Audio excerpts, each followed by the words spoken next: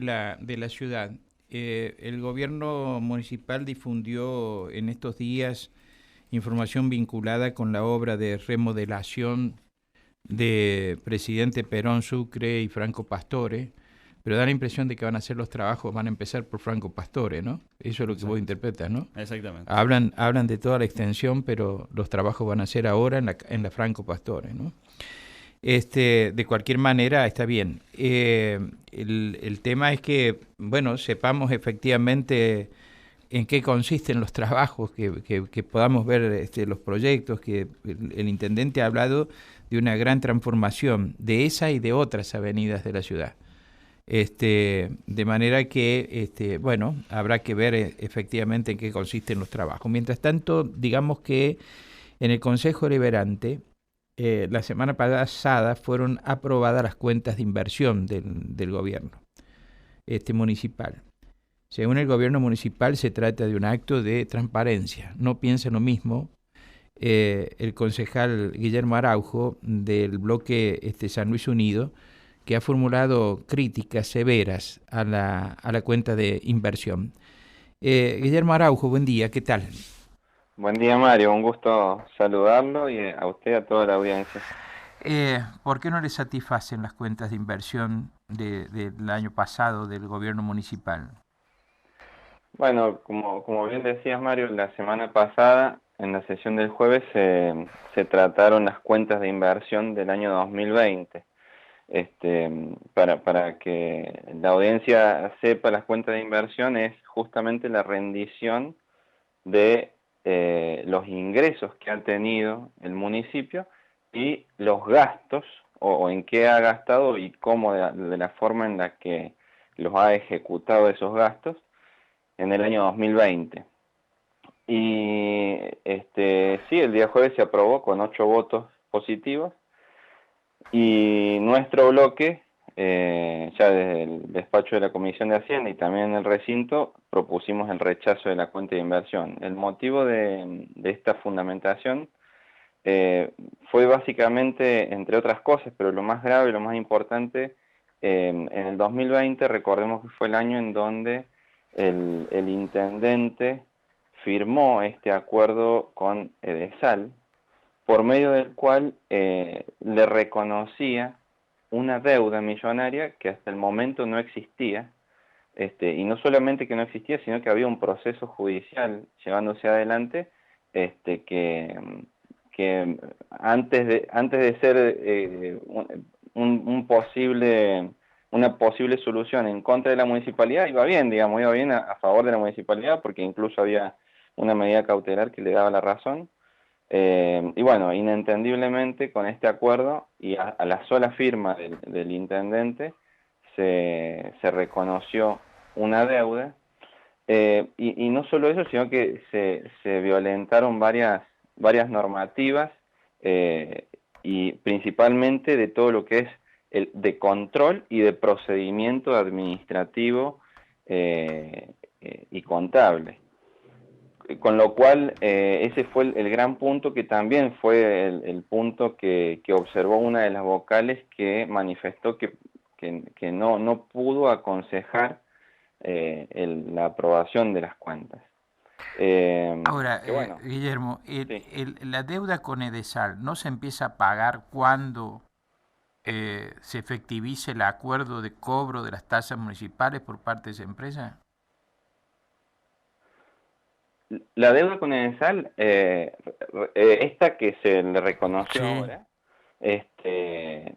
no estaba reconocida. Recordemos que esto empezó con un cambio de categoría Sí, sí. de la municipalidad, y entonces lo que se hizo con este acuerdo, es decir, es prácticamente allanarse a las pretensiones de Edesal. Se le dijo a Edesal, ¿sabe qué?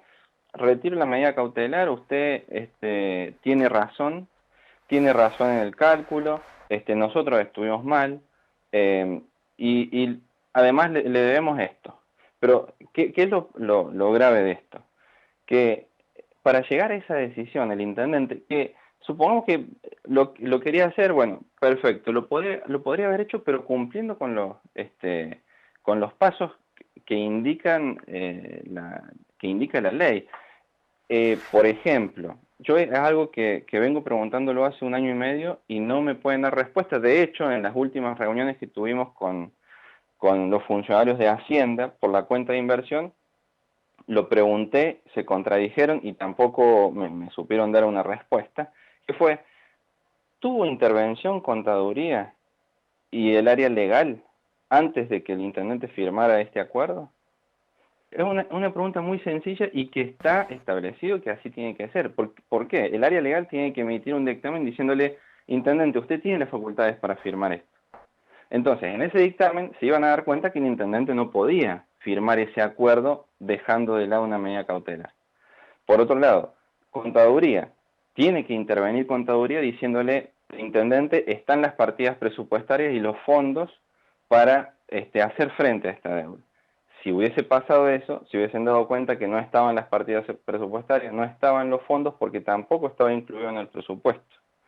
Y además, como más grave también, no pasó nunca para su aprobación en el Consejo Deliberante. Yo entiendo perfectamente la crítica que se formula. Lo que digo, ¿hubo incidencia de esto en las cuentas del año 2000, del 2020? Sí, por supuesto, porque se está reconociendo una Está bien. deuda. De hecho, se cambiaron las partidas presupuestarias en diciembre del año 2020 se hizo dicho sea de paso, después de que ya estaba denunciado el tema. Sí. Digamos, en lo personal, yo lo he denunciado en la justicia penal. Después de que denuncié el tema en la justicia penal, que les hice ver que no estaban las partidas presupuestarias para hacer frente a esto, que era un acuerdo ilegal por la forma en la que se había realizado. En diciembre hicieron una movida enorme de partidas presupuestarias para justificar este acuerdo y imagínense que se agrandó una partida presupuestaria en 98 millones y en diciembre se transfirió de SAL 127 millones. Ah, En ya se le concepto pagaron de, 127 millones. en concepto de eso también es algo que no queda claro. ¿Por qué? Porque nosotros dijimos, bueno, está bien.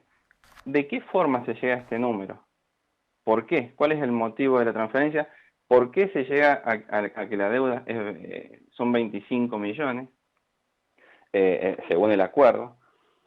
Entonces son cuestiones que no quedan claras porque no las saben responder. Ujú. Y eso mismo lo manifiesta la vocal que dice, en una parte dice, es tan confuso el tema que dice, yo no puedo saber cuánto es el pasivo al cual asciende por este acuerdo, cuál es el pasivo que tiene la municipalidad con Edesal. Bueno, estamos todos en la misma situación, no se puede entender cómo se llegan a esos números. Como si la municipalidad, digamos, ha tenido las dificultades de recaudación de las tasas y servicios, pudo haber obtenido casi 1.000 millones de pesos más de ingresos que los que tenía previsto. Bueno, eso es algo que también me sorprende. En pleno año de la pandemia, llama la atención cómo, por un lado, se cumplieron, bueno, es algo que nosotros teníamos esa percepción, ¿no? En el 2020 y lo veníamos diciendo que el municipio el único objetivo que tenía era recaudar, recaudar, recaudar, y no veíamos que se estuvieran prestando buenos servicios. Bueno, acá lo vemos en los números, se cumplieron las metas de recaudación, se superaron las metas de recaudación, y se subejecutaron los gastos. Este, Nosotros vemos, incluso, cuando dice usted, Mario, más en cuánto se aumentó la recaudación, bueno, nos pueden decir, bueno, recuerden que el presupuesto del 2020 es el reconducido del 2019. 2019. Claro. Con lo cual, Ujú. bueno, pero incluso así, porque yo cuando le hablo de que se superaron las metas de recaudación, le hablo no incluso del presupuesto original, que sí es el reconducido del 2019, sino sumándole el aumento de las partidas presupuestarias que han hecho. O Ujú. sea, está el presupuesto original de 2019 y después se han incrementado en algunas partidas presupuestarias. Ese presupuesto final se superó las metas de recaudación. También. También en 14 millones, Ujú, 14 millones más. ujú. Y los gastos se subejecutaron en 200 millones. Fíjese, Mario, que el aumento de la recaudación municipal en términos porcentuales aumentó del 23% en el 2019, pasó al 31%. Es decir, tuvo más recaudación la municipalidad en términos porcentuales. ¿Mm? O sea Entonces que queda de una recaudación que hacía del 23% sobre las tasas, pasó a un 31%, mejoró. correcto, Mejoró mejoró. los porcentajes de cumplimiento, digamos, de la gente. Así es, mejoró el porcentaje de cumplimiento y de recaudación. A ver, esto en un contexto normal, uno dice, bueno, está bueno, quizás han sido eficientes en el manejo, en el cobro de los recursos, pero fue justo el año de la pandemia Ujú. donde, a ver, si hay un momento en donde los estados tienen que brindar ayuda y ponerse al lado del ciudadano, justamente fue el año de la pandemia, y acá se vio todo lo contrario, digamos, se aumentaron las metas de recaudación y los gastos se subejecutaron. Es decir, se juntó fondos, por ahí uno intenta no ser mal pensado, ¿no? Pero se juntaron fondos, no se gastó nada, y ahora en año electoral vemos cómo han empezado a mover algunas obras. Pero bueno, eso también es un tema que se ve a primera vista cuando vemos la cuenta de inversión. Es decir, que cuando la municipalidad durante la pandemia decía no tengo plata, no hago porque no tengo plata, en realidad estaba guardando plata. Bueno, acá lo vemos, los números, digamos, no nos dejan mentir. Son bastante objetivos y eso es lo que se ve en la cuenta de inversión. Se superaron las metas de recaudación y se subejecutaron los gastos en el 2020. ¿Y cuál es la situación económica financiera de la municipalidad al cierre de esas cuentas de inversión? Bueno, le da un superávit, pero bueno, justamente por esta situación, uno es muy fácil que dé un superávit cuando no disminuís los gastos a la mínima expresión Ujú. y apretás por todos lados el contribuyente con multas, con aumentos para aumentar la recaudación, ¿no? Sí, en términos contables le da un superávit. En términos contables le da un superávit. ¿Y qué piensas del manejo administrativo en sí del municipio? ¿Te da esta alguna pauta que permita formar un concepto sobre cómo están manejando administrativamente la municipalidad? Bueno, a mí, ya con esta situación del acuerdo, muy turbio que hicieron en el 2020, que está denunciado, ya, digamos, uno le queda una muy mala impresión de lo que está sucediendo puertas adentro. Uno le da la sensación de que lo mismo que pensábamos a principio de año que no hay, a principio de la gestión, que no había una planificación. Bueno, muchas de las obras que ahora se están haciendo o que se van anunciando no están en el presupuesto, no están en el presupuesto para este año. Entonces, uno tiene la sensación de que se van haciendo cosas sin programarlas, viendo el momento oportuno para este, publicitarlas, para anunciarlas.